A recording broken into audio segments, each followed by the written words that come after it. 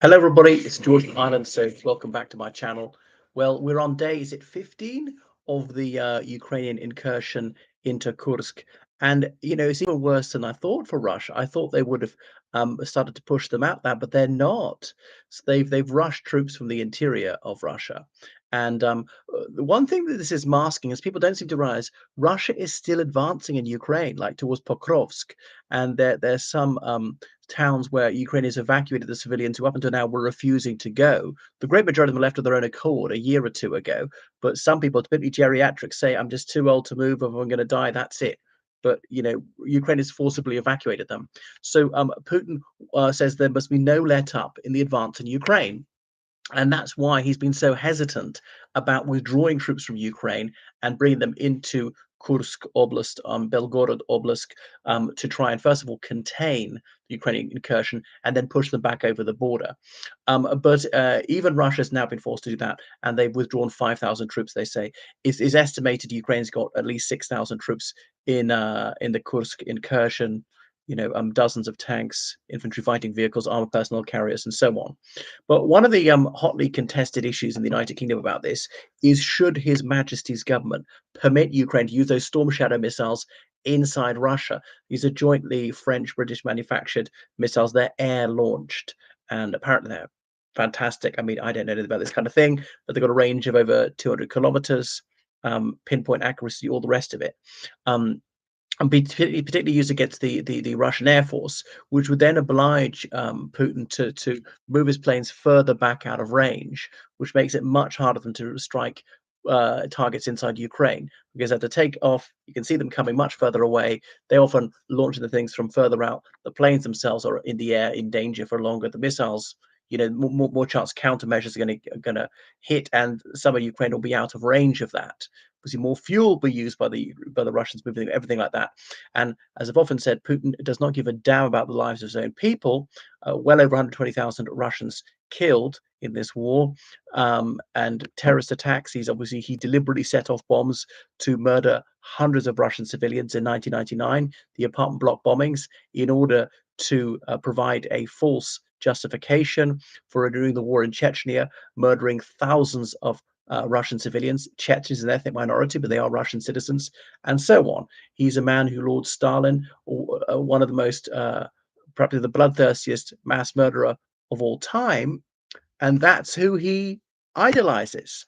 And the rehabilitation of Stalin's reputation over the last couple of decades is terrifying. In the 90s, organizations like Memorial talked about just how extremely violent and sadistic he was.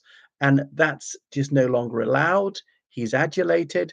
And these organizations that talk about human rights, they're criminalized now. So should France and the UK allow these missiles to be used? The United Kingdom gifted some of its own stock. It's thought to have up to 1,000 of these. How many is given to Ukraine? It hasn't said. I don't think France has given any. France, by having the same population and an economy size as the United Kingdom, has given about a fifth of what the UK has given.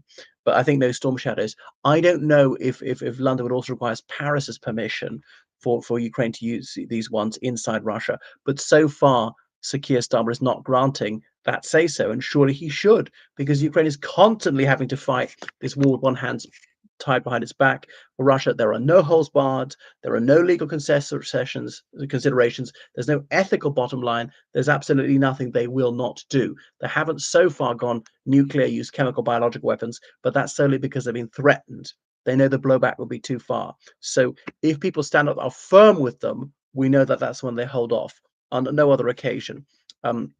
It's nothing to do with honesty or common decency or common humanity would stop the Putin regime from doing something.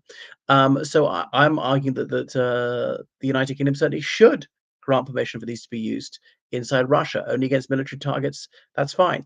But every single thing any ally of Ukraine has done, Russia's always said, "Oh, this is escalatory. Oh, you're running a severe risk here. You're going to bring the sky down to your head there. Don't forget we've got nuclear weapons." And Dmitry Medvedev always saber rattling like that, making these blood curdling threats. Putin saying if Russia doesn't exist, the human race may not exist, and so on, and hinting darkly that he's very close to pressing the nuclear button. He's going to smash that big, and it hasn't happened 2.5 years on. I thought in the first autumn winter of the war they might actually do something, a tactical nuclear weapon.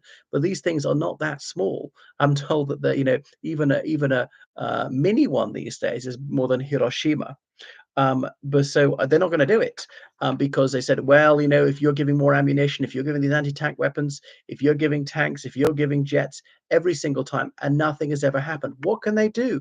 Russia can't even defeat a country of 40 million people. How on earth can they defeat NATO's got 800 million people? Bear in mind, Ukraine's military technology is worse than almost all of NATO's. They've got their own manufactured stuff, which is often sort of post-Soviet. But yes, they have been gifted things by NATO countries. But these things often this is often hardware which has reached the end of its service life. So in the United States alone, there'll be dozens of tanks will reach the end of the service life after 20 something years, and they could just be junked or scrapped or whatever and just given to Ukraine instead. So these things are not very usable. Likewise, one of those Challenger 2 tanks the United Kingdom was given, so they're not in great working condition. They're not very reliable. So you will give them to Ukraine because they might be destroyed anyway. Apparently, the 40 you'd given only one's been destroyed in over a year. So even with the old technology, which is in parlous condition, the Ukrainians are still doing well. So how on earth would Russia manage against NATO? So it's actually in a way very little that NATO's gifted, because NATO's got several thousand tanks, several thousand fighter jets, and it's just given about 1% of that to Ukraine. If NATO gave even 10% of this, Ukraine would win outright, but there's no sign that's going to happen. And it looks like that Germany certainly is going to reduce its military aid to Ukraine to 6% of what it's currently giving.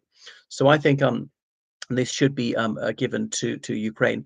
Another notable thing is just how slow the Russians are. Obviously, they got to pull their troops out of Donetsk, take them to the east, around to the north, all the way around to the Kursk Oblast or Belgorod Oblast, and they've been very slow in containing this. I thought the Ukrainians would expand further, faster their oil spot, threaten the city of Belgorod, cut some of the roads and railways to that city, but they haven't done it. They've been quite circumspect because I suppose they're slightly quitting whilst they're ahead.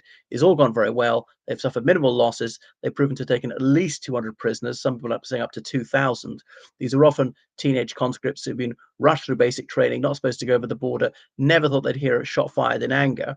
And they often surrendered at the first whiff of cordite. So, I mean, I can't blame them. I'll probably do so as well.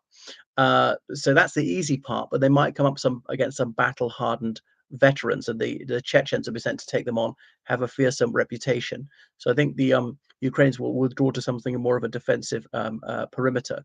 But yes, the word humiliation has been used in relation to Putin on this Kursk incursion. It certainly is. His nose has been rubbed in the dirt. This is the guy who wanted to gain more territory for Russia, has ended up losing Russian sovereign territory. And okay, in fairness to him, he has gained tens of thousands of square kilometers of Ukraine, but he's lost some of Russia proper.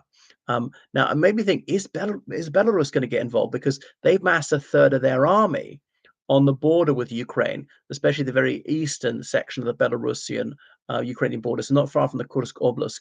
I mean, they're threatening. Would they come in? I think they probably won't. I think the idea is to spook the Ukrainians, say, we need to guard that northern border, so that they have to put more troops up there to make sure, if the Belarusians do invade, Ukraine has got some chance of stopping them, because if Russia ever needs its help, it's now, and push might come to shove. Putin might have to twist Lukashenko's arm so much, you've got to help us out here because we're in dire straits. But I don't think it's going to happen. They say his army is very poorly equipped. It hasn't fought since Afghanistan. That's like 35 years ago. And they would mutiny if they were sent to war against Ukraine. I'm not so sure about that last one. All right. Thank you so much for watching my channel. Make sure you subscribe on Patreon, donate PayPal, georgecallahan79 at gmail.com. Goodbye.